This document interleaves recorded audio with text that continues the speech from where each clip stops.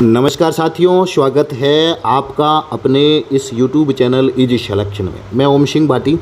आज बहुत लंबे समय बाद एक छोटा सा वीडियो जिसमें बात करेंगे जो अगला इजी सिलेक्शन एप्लीकेशन के ऊपर टेस्ट होने वाला है, सेकंड टेस्ट।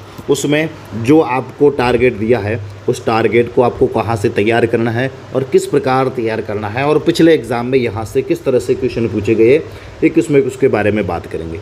फर्स्ट टेस्ट 16 जून को हो गया है।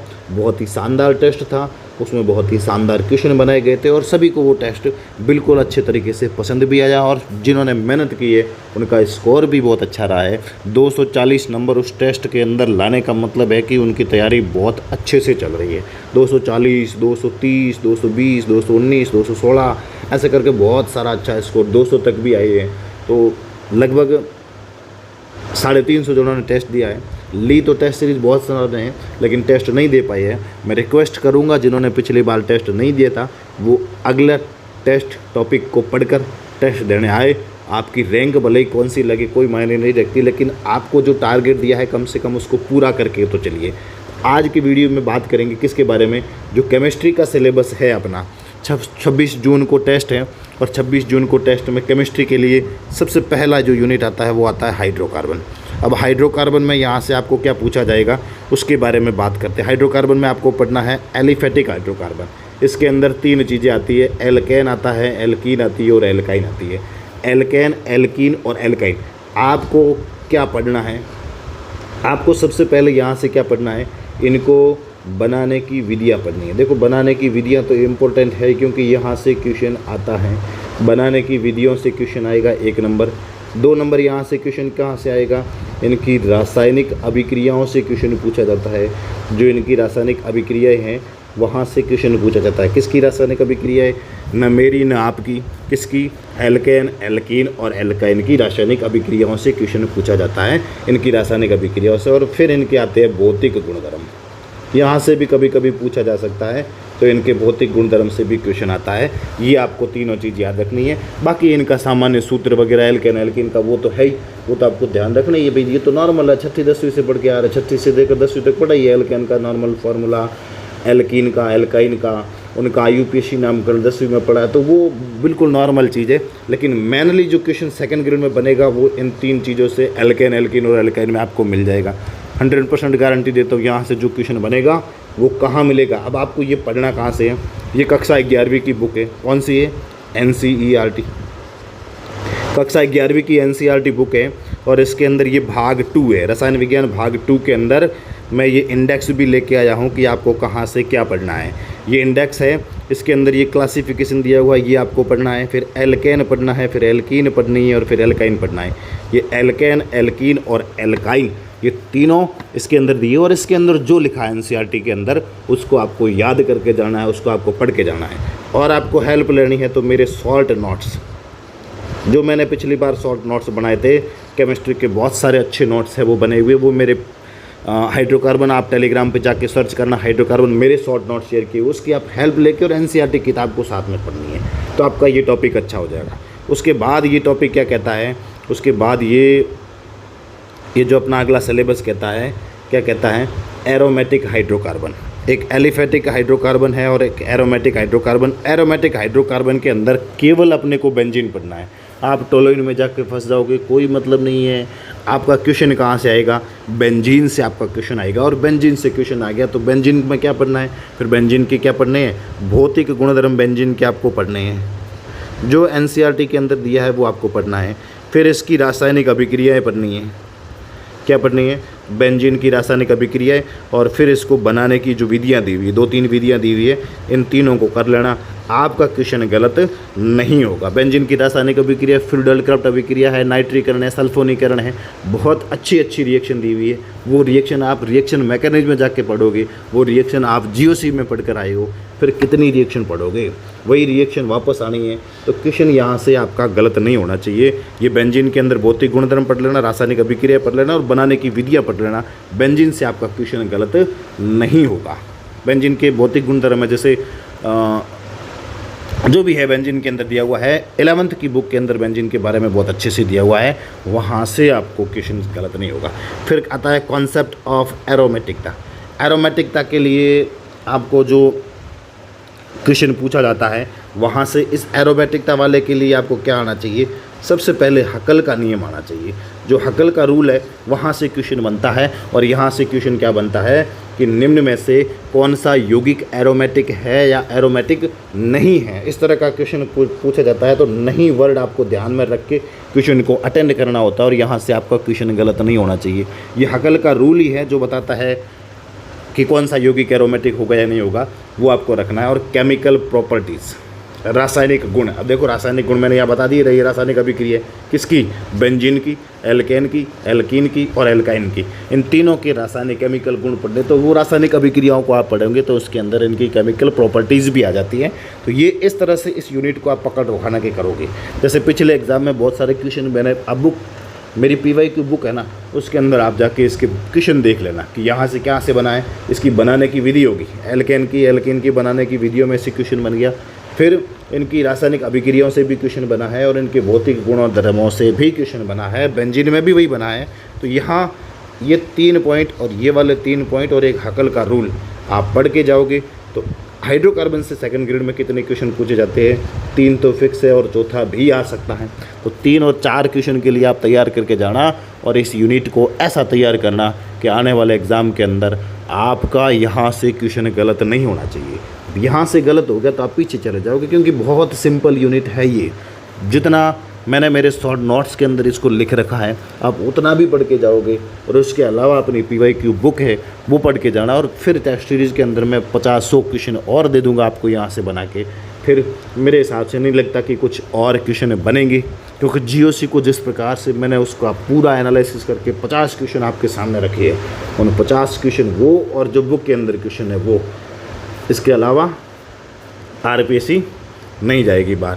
तो ये वाला आपका यूनिट तैयार हो जाता है, हाइड्रोकार्बन और हाइड्रोकार्बन। फिर ये देखो एरोमेटिक हाइड्रोकार्बन, इसके अंदर पूरा बेंजीन दिया हुआ है। और फिर कैंसरजन्य ये वाला टॉपिक है ना लास्ट में, ये वाला आपको नहीं पढ़ना है, लेकिन कोई कोई करवा देता है। तो ये वाला कैंसरजन्य और विषाक्तता वाला ये आपको नहीं पढ़ना है। क्या पढ़ना है, एल्केन पढ़नी है, एल्कीन पढ़नी है, एल्काइन पढ़ना है। एरोमेटिक हाइड्रोकार्बन के अंदर यहाँ पे क्या दिया हुआ है, जो बेंजीन दिया है उसके बारे में पढ़ना है। आपका एक सिंगल क्वेश्चन भी गलत नहीं होगा। और सेकंड ग्रेड में यहाँ से कितने क्वेश्चन पूछे जाते हैं, 4 क्वेश्चन पूछे जाते हैं। अगला टॉपिक केमिस्ट्री का कौन सा है, अगला टॉपिक आपके केमिस्ट्री का जो टॉपिक है उसके ऊपर बात कर लेते हैं। अगला टॉपिक है chemistry in everyday life. 2 topic है, एक बड़ा टॉपिक, एक छोटा टॉपिक। अब छोटा टॉपिक है chemical in medicines, chemicals in food. Medicines मतलब ड्रग्स, दवाइयाँ वगैरह उनके अंदर, फूड मतलब जो भोजन खाद्य पदार्थ है उनके अंदर, और क्लीनिंग रिएजेंट्स। इसके अलावा आपको कुछ नहीं पढ़ना है। अब देखो किताब और कोचिंग वाले क्या करवाते हैं वो मैं आपको बताता हूँ। आप जैसे ही इसके अंदर जाओगे, ये 12th क्लास की बुक है, RBSC की बुक है, NCERT के अंदर भी दिया हुआ है, लेकिन मैंने RBSC पढ़ी थी। ये वाली रसायन विज्ञान कौन सी है, RBSC की है। आप RBSC NCERT कोई भी आपके पास हो पढ़ लेना। ये मत पूछना कि मैं RBSC मेरे पास नहीं है और मैं क्या पढ़ूँ, नहीं है तो आपको क्या पढ़नी है, NCERT पढ़नी है। NCERT में भी दे रखा है, लेकिन इसकी थोड़ी लैंग्वेज ईजी है, तो मैंने इसलिए ये 12th क्लास की है। कौन सी क्लास की है, 12th क्लास की। RBSC 2018-19 के अंदर चलती थी, वो वाली बुक है। उसमें से एक यूनिट दी हुई है, नाम दिया हुआ है दैनिक जीवन में रसायन, केमिस्ट्री इन एवरीडे लाइफ। यहाँ से आपको पढ़ना क्या है, क्या पढ़ना है, केमिकल इन मेडिसिन्स दिया हुआ है। किसके अंदर, जो ड्रग्स होती है, जो दवाइयाँ होती है, उनके अंदर केमिकल्स का क्या रोल होता है। इसके लिए भी मेरे शॉर्ट नोट्स की एक PDF शेयर की हुई है, वहाँ से आप इसको पढ़ सकते हो। बाकी अपनी जो PYQ बुक है, उस PYQ बुक में तो क्वेश्चन तो आपको दिए हुए है ही, उसके साथ में शॉर्ट में पीछे जो पीछे वाला यूनिट का पीछे वाला पेज है ना, ये केमिस्ट्री इन एवरीडे लाइफ के पीछे वाले पेज में शॉर्ट में बिल्कुल लिखा हुआ है, उसको पढ़ के जाना। वहाँ से टेस्ट में तो क्वेश्चन आपके गलत होगा ही नहीं, और गारंटी देता हूँ कि एग्ज़ाम के अंदर भी वहाँ से क्वेश्चन गलत नहीं होगा, क्योंकि उस तरह से ही जो सारा निचोड़ है वो उस बुक के अंदर दे दिया है शॉर्ट नोट्स में। और शॉर्ट नोट्स बाकी वाले अपनी PDF शेयर की हुई है, अलग से आप सर्च करके देख सकते हो, chemistry in everyday life PDF section में जाके देख सकते हो, वहाँ आपको ये मिल जाएगा। तो ये वाला बहुत, यहाँ से कितने क्वेश्चन, एक क्वेश्चन तो आता ही आता है, एक क्वेश्चन ये, 4 क्वेश्चन यो, 5 क्वेश्चन के लिए 10 दिन के अंदर 5 क्वेश्चन केमिस्ट्री के करवा रहा हूँ, 5-7 क्वेश्चन बायोलॉजी के करवा रहा हूँ, और कितने क्वेश्चन, 2-3 क्वेश्चन टीचिंग मेथड के करवा रहा हूँ। मतलब 10 दिन के अंदर 20 क्वेश्चन का मैटर मैं तैयार करवा रहा हूँ। तो जब एग्ज़ाम होगा केवल इजी सिलेक्शन और अपना जो सक्रिय गैंग है वो आपको याद आएगी। 100% आपको सक्रिय गैंग याद आएगी। विश्वास के साथ कहता हूँ कि जिस दिन एग्ज़ाम होगा और पेपर होगा, अपन ने जो बताया है, अपन जो कर रहे हैं उससे बाहर कुछ नहीं होगा, ये विश्वास दिलाता हूँ। फिर आगे बात करते हैं बायो की। बायो के अंदर अगला टॉपिक अपने दिया हुआ है जेनेटिक्स, मेंडेलियन वर्क और मेंडलिज्म। मेंडल के कार्य और मेंडल के जो नियम हैं उसके बारे में बात करती हैं। अब मेंडल के कार्यों में यहाँ सबसे पहले आपको क्या जाना है, जो मेंडल ने पाइसम सैटाइव मटर के ऊपर, जो धान मटर के ऊपर जो कार्य किए थे ना, गार्डन पीस के ऊपर, वो जो लक्षण कौन कौन से लिए थे उस मटर के, वो वाले आपको बात याद रखनी है। और मेंडलिज्म मतलब मेंडल के जितने भी नियम थे, monohybrid cross, dihybrid cross है, फिर वो प्रभाविता का नियम है, स्वतंत्र अपव्ययन का नियम है, इस तरह के जो रूल्स है वो आपको यहाँ पढ़ने हैं। फिर ब्लड ग्रुप पढ़ना है आपको। ब्लड ग्रुप, जितने भी ब्लड ग्रुप्स है उसके बारे में आपको बात करनी है। यहाँ पर RH फैक्टर और जेनेटिक डिसऑर्डर क्वेश्चन यहाँ से पूछा गया है। जेनेटिक डिसऑर्डर से क्वेश्चन पूछा है, ब्लड ग्रुप से क्वेश्चन पूछा है और मेंडेलियन वर्क से क्वेश्चन पूछा है। तो यहाँ से क्वेश्चन हर बार बनता है। यहाँ से कितने क्वेश्चन पूछे जाते हैं? 2 क्वेश्चन पूछे जाते हैं। 12th लेवल का टॉपिक है ये, ग्रेजुएशन लेवल का नहीं है, इसलिए इसको RBSE 12th वाली बुक में लेके आया हूँ। ये RBSE 12th वाली बुक है और इसमें से आपको इसको पढ़ना है। कहाँ गई बुक वो RBSE वाली है ही, आपको पता ही है। मैं फ़ोटो मुझे मिला नहीं, तो वो आपको RBSE 12th की जो बुक है उसके अंदर जेनेटिक दे रखा है, वहाँ से आप इसको पढ़ सकते हो।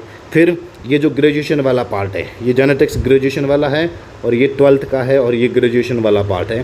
तो इसके अंदर पोस्ट मेंडेलियन वर्क, मतलब मेंडल के बाद में जिन्होंने कार्य किया था, मेंडल के कार्यों को आगे बढ़ाया था, उसके बारे में आपको बात करनी है। जीन इंटरेक्शन के बारे में पढ़ना है, regulation of gene expansion in prokaryotic and eukaryotic, मतलब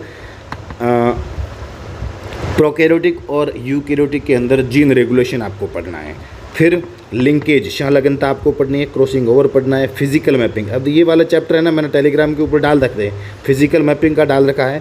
ये regulation of gene expression prokaryotic eukaryotic, इनका PDF टेलीग्राम पे आप जीन रेगुलेशन आप सर्च करोगे तो PDF टेलीग्राम के अंदर मिल जाएगा आपको। फिर उसके बाद में सेक्स डिटर्मिनेशन, लिंग निर्धारण, सेक्स लिंकेड इनहेरिटेंस, यहाँ से क्वेश्चन 2nd ग्रेड के अंदर पूछा है। फिर मैटरनल इनहेरिटेंस, म्यूटेशंस एंड क्रोमोसोल एबर्टेंस, मतलब जो भी क्रोमोसोम गुणसूत्रीय विकार है ना, जितने भी जो दे रखे हैं उनको आपको पढ़ के जाना है। तो ये RBSE 12th के अंदर ये पूरा का पूरा आपको ग्रेजुएशन मैटर का भले ही दिया हुआ है, लेकिन आप RBSE 12th वाली बुक को करके जाओगे तो यहाँ से जो भी क्वेश्चन आना है वो आपके गलत नहीं होगा, जेनेटिक का गलत नहीं होगा। बाकी आपके पास अगर ग्रेजुएशन की बुक है और जेनेटिक कहीं आपके पास दे रखी है तो उसको आप पढ़ सकते हो। मैं आपको लगभग 50, 55, 60 क्वेश्चन अगले टेस्ट के अंदर यहाँ से, इन दोनों से, एंजाइम से 15 क्वेश्चन लगभग और यहाँ से 40 से 45 क्वेश्चन यहाँ से दे दूँगा। फिर क्या पढ़ना पड़ेगा? एग्ज़ाम में क्वेश्चन आएगा, कहाँ से उठेगा? अपने वाले पेपर से उठेगा और अपने वाले नोट से उठेगा और अपने वाली PYQ बुक से क्वेश्चन आपको मिल जाएंगे। फिर यहाँ से देखो एंजाइम आपको पढ़ना है, तो स्ट्रक्चर, क्लासिफिकेशन, मैकेनिज्म, एंजाइम की संरचना, उसका वर्गीकरण, मैकेनिज्म मतलब उसकी क्रियाविधि, एंजाइम की क्रियाविधि है ना, ताला चाबी सिद्धांत वाला जो रूल्स है वगैरह वो आपको पढ़ना है। फिर action and factor affecting enzyme activities, मतलब एंजाइम को प्रभावित, क्रियाविधि है ना एंजाइम की, उसकी प्रभावित करने वाले कारक कौन कौन से हैं वो आपको ध्यान रखने हैं। और यहाँ से क्वेश्चन बहुत अच्छा क्वेश्चन, कितना क्वेश्चन पूछा जाता है? 1 क्वेश्चन फिक्स और 2 भी आ सकता है, तो 1 से 2 क्वेश्चन पूछे जाते हैं। और यहाँ कितने क्वेश्चन? 4 से 5 क्वेश्चन, मतलब 7 क्वेश्चन यहाँ, 6 क्वेश्चन उधर, 7 और 13 और 3 4 क्वेश्चन टीचिंग मेथड के, 17, 18, 20 क्वेश्चन जो भी बनते हैं वो 10 दिन के अंदर करवाने की कोशिश करेंगे। आपको अच्छे से पढ़ना है, जो आपको बता रखा ये। अब ये वाला भी कहाँ मिलेगा? RBSE 12th के अंदर मिल जाएगा। RBSE 12th के अंदर ये भी मिल जाएगा और ये भी मिल जाएगा। ये दोनों टॉपिक RBSE 12th वाली बुक से आपको पढ़ने हैं। यहाँ से पढ़ के जाओगे तो भी बहुत अच्छा हो जाएगा। बाकी ग्रेजुएशन की बुक आती है, वहाँ से भी आप पढ़ सकते हो, आपके नोट्स है तो वहाँ से भी पढ़ सकते हो। अब करना क्या है आपको? अपना क्या करना है, आपका जो भी सिलेबस आपके पास मैटर है ना, सिलेबस का जो भी आपके पास क्या है मैटर है, अब मैटर क्या करना है उसको पढ़ना है। पढ़ने के बाद में क्या करना है, जो अपने PYQ बुक आपके पास है अगर आप लाए हो तो उस PYQ बुक से क्या करनी है? प्रैक्टिस करनी है। और जब टेस्ट होगा तब क्या देना है? टेस्ट देना है। और आपका स्कोर क्या मिलेगा, आपको हमेशा के लिए आपको वो स्कोर क्या मिलेगा, अच्छा स्कोर मिलेगा। क्योंकि आप जब पूरा टॉपिक पढ़ के जा रहे हो, सच्ची सी प्रैक्टिस करके जा रहे हो, जीके में जो टेस्ट सीरीज अपन उनकी स्टार्ट की हुई, प्रेम जी सर भी बहुत अच्छी मेहनत कर रहे हैं, तो वो आपको यहाँ से जो भी टारगेट दिया जा रहा है उसमें आप अच्छा करके आपको जाना है। बिना पढ़े हुए टेस्ट दोगे, नंबर आएंगे बहुत कम, डिमोटिव होंगे। एक साल तैयारी करते हुए हो गया लेकिन अभी तक मेरे पास है कुछ नहीं, तो वो क्यों लगा? क्योंकि आपने वो जो टॉपिक दिया है उसके बारे में आपको कुछ पता ही नहीं है कि क्या पढ़ना है क्या नहीं पढ़ना है। आरपीएससी का एक रूल है कि जो यहाँ लिखा है उससे बाहर सिंगल क्वेश्चन भी नहीं जाता है, ठीक है। जो लिखा है उससे बाहर सिंगल क्वेश्चन भी नहीं जाएगा। और देखो ये वाली जैसे केमिस्ट्री इन एवरीडे लाइफ है ये वाली, वहाँ पर उसके अंदर अपना जो है ना, उसके अंदर रंजक वगैरह बहुत सारे टॉपिक दिए हुए हैं। इस यूनिट के अंदर बहुत सारे टॉपिक दिए हुए हैं किताब के अंदर, लेकिन अपने को क्या लगा, मेडिसिन के अंदर, फूड के अंदर और क्लीनिंग रिएजेंट, अपमार्जक और साबुन होते हैं, उनके बारे में पढ़ना है। तो यहाँ से लगभग आपको क्वेश्चन मिल ही जाता है। अपमार्जक साबुन से क्वेश्चन मिल जाता है, मेडिसिन के अंदर मिल जाता है, और फूड के अंदर जो कलर्स वगैरह आता है उनसे भी क्वेश्चन मिल जाता है। तो बहुत सारी अच्छी चीज़ें आरबीएससी किताब के अंदर, एनसीईआरटी के अंदर भी दी हुई है। उस टॉपिक को अच्छा करिए, अच्छे से पढ़िए, मन लगा कर पढ़िए। अब देखो, एक तो ये बार बार ये मैसेज आते हैं कि मन नहीं लगता है पढ़ाई में, कुछ टाइम पढ़ते हैं तो फिर भूल जाते हैं, वो करते हैं। अगर मन से पढ़ोगे ना, आप देखो, आप गाना सुनते हो, उसको बड़े चाव से मन लगा कर सुनते हो, कितना याद रह जाता है। तो वही उसको मन लगा कर, अपनी जो किताबें हैं ना उसमें भी मन लगा के रहिए, 100% आपको अच्छे से याद होगा। एक बार पढ़ने से कोई याद नहीं होता है, बार बार उसको पढ़ना पड़ेगा। आप गाना सुनते हो ना, तो बार बार उसको सुनते हो, तब आपको वो याद हो जाता है। तो वही है, हर कोई काम करो उसमें अभ्यास होना बहुत ज़रूरी है, प्रैक्टिस होना बहुत ज़रूरी है। जितनी बार पढ़ोगे, एक बुक को जितनी बार पढ़ोगे उतना मज़ा आएगा। और अलग अलग बुकें बार बार पढ़ोगे तो हमेशा गहरी खाई के अंदर चले जाओगे, गड्ढे के अंदर चले जाओगे, कोई मतलब नहीं है। वीडियो लंबा हो जाएगा, जो था वो मैंने आपको बता दिया है। बाकी टीचिंग मेथड की आपकी पहली यूनिट पूरी हो गई, और दूसरी यूनिट टीचिंग मेथड की मैं प्रयास करता हूँ कि कल सुबह तक वो पीडीएफ अगर भेज देते हैं, क्योंकि अपनी बुक वो टाइप हो रही है तो वो उनके पास है, तो वो अगर भेज देते हैं तो मैं आपको कल सुबह तक पीडीएफ में प्रयास करता हूँ कि भिजवा दूँगा। बाकी अगले टेस्ट के लिए पीडीएफ नहीं भेजूँगा, क्योंकि मैंने मेहनत करके इस मैटर को तैयार किया है, तो मेरा मैटर कहीं बाहर नहीं जाए, इसके लिए मैं नहीं भेज सकता। बाकी मैं प्रयास करता हूँ कि सुबह मैं भेजूँ। बाकी 15-20 जुलाई के आसपास अपनी बुक बहुत शानदार आने वाली है टीचिंग मेथड की, और ये बुक 100% विश्वास के साथ कहता हूँ कि इस बुक के अंदर जो मेहनत की गई है, 15 से 20 क्वेश्चन, 15 और 20 के बीच में क्वेश्चन आपको एग्ज़ाम के अंदर डायरेक्ट देखने को मिलेंगे। आगे थ्योरी होगी और पीछे वाले पेज होंगे, उसके हर टॉपिक के पीछे PYQ भी दिए हुए हैं। आज के इस वीडियो में इतना ही, बहुत बहुत धन्यवाद।